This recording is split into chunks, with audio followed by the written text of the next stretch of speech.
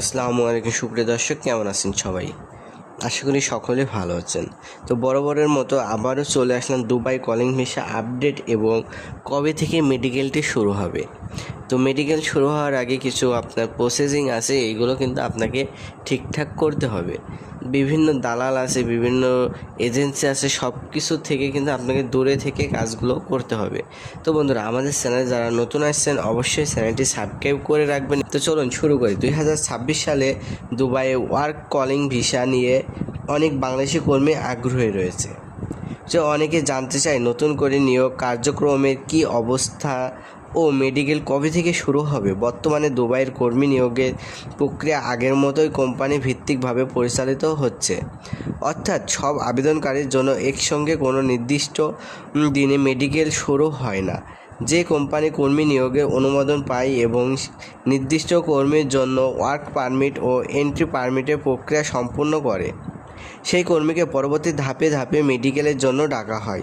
তাই এখন পর্যন্ত এমন কোনো সরকারি ঘোষণা নেই যে একটি নির্দিষ্ট তারিখ থেকে সবার মেডিকেল একসঙ্গে শুরু করা যাবে। যে অনেক সময় সামাজিক যোগাযোগ মাধ্যম বা ইউটিউবে দাবি করা হয় যে অমুক তারিখ থেকে দুবাইয়ে সব কলিং ভিসা আর মেডিকেল শুরু হয়ে যাচ্ছে, কিন্তু এসব তথ্য সরকারি সূত্রে নিশ্চিত না ও হতে পারে কোনো গুজব বা অনিশ্চিত তথ্যের ভিত্তিতে অগ্রিম টাকা জমা দেওয়ার বা কাগজপত্র হস্তান্তর করা ঠিক নয়।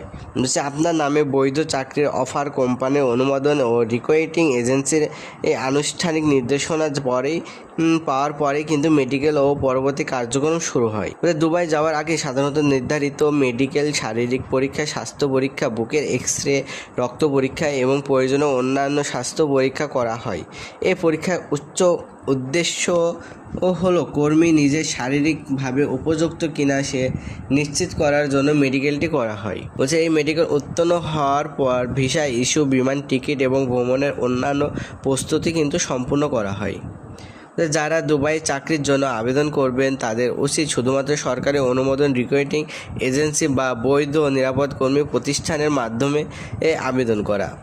অল্প স্বাভাবিক কম খরচে ভিসা ও নিশ্চিত চাকরি প্রলোভন দেখিয়ে অনেক প্রতারণা হয়। তাই কোনো অর্থ লেনদেনের আগে কোম্পানির তথ্য ও চাকরির অফার এবং সংশ্লিষ্ট কাগজপত্র ভালোভাবে যাচাই করা কিন্তু প্রয়োজন। তো সর্বশেষে বলা যায় যে 2026 সালে দুবাইয়ে কর্মীর নিয়োগ কার্যক্রম চলমান থাকলেও মেডিকেল শুরুর জন্য সবার ক্ষেত্রে তারিখ একই থাকবে। এটি সম্পূর্ণভাবে নির্ভর করবে উপযুক্ত কোম্পানির অনুমোদন এবং আপনার ভিসা প্রসেসিংয়ের অগ্রগতি এবং প্রয়োজনীয় সরকারি আনুষ্ঠানিকভাবে সম্পূর্ণ হওয়ার উপরে। সর্বশেষ ও নির্ভরযোগ্য তারিখের জন্য বাংলাদেশ সরকার প্রবাসী কল্যাণ ও বৈদ্যুতিক কর্মসংস্থান মন্ত্রণালয়, বরিশাল এবং সংযুক্ত আরব আমিরাতে সংশ্লিষ্ট সরকারি কর্তৃপক্ষের ঘোষণা অনুসরণ করাই হচ্ছে সবচেয়ে নিরাপদ।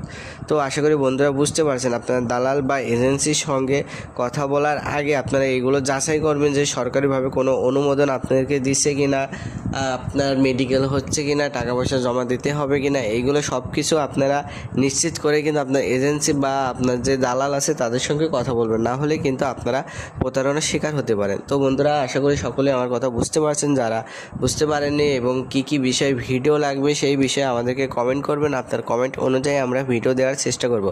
তো বন্ধুরা, এখানে আমার ভিডিওটি শেষ করছি। আল্লাহ হাফেজ।